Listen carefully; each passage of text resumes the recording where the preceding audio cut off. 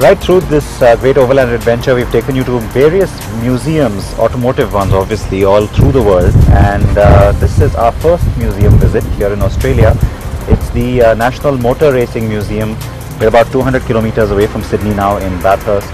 And it sits right next to the Mount Panorama racetrack, which is called the Blue Hell. So the Nürburgring is called the Green Hell because it's a very treacherous track, an absolutely awesome track to drive on, which I believe you have done. I've done it a long time back. This is called the Blue Hell because it is in the Blue Mountains, and also because it is also very dangerous. And this is of course Peter Brock.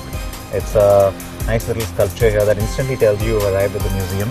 It's not been here right from the start, but it was installed a few years ago because of course he won the race here 9 times, and so in commemoration to that, the King of the Mountain. King of the Mountain. There he's standing on top of his 1984 Commodore, and of course holding aloft that trophy, but plenty more heritage inside. So shall we? Yep.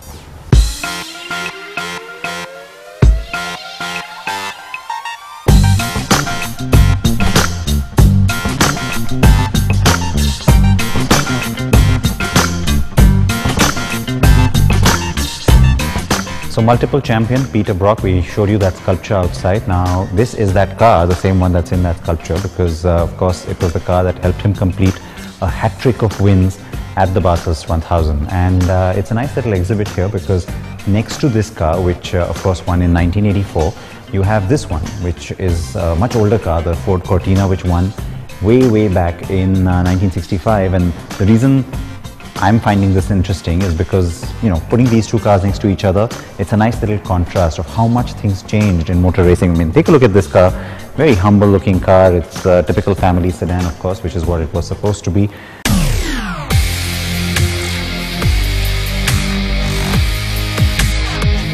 So the V8 touring car series in Australia has always been about Ford and Holden, but it's not always been so.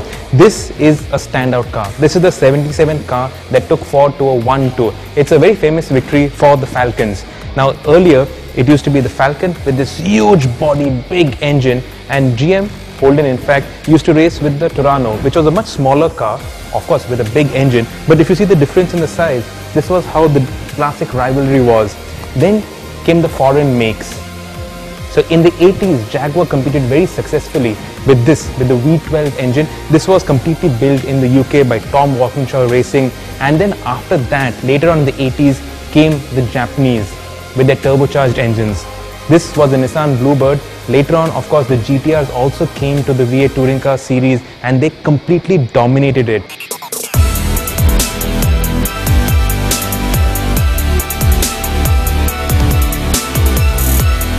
Well, it just shows you how much more commercial things got as well. And then, as if the 80s weren't bad enough, well, it just got even more commercial much later. And so take a look at this one. The 2006 champion Falcon is even more sort of bathed in brands.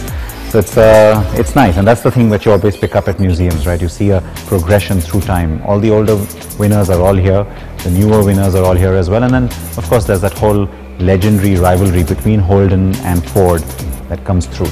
We also had other makes. Now this is the Holden Commodore.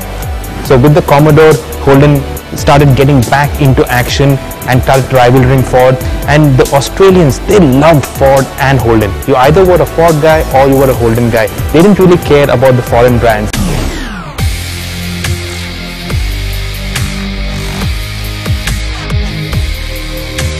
And pride of place at the Motor Museum is Wayne Gardner's 87 title-winning Honda.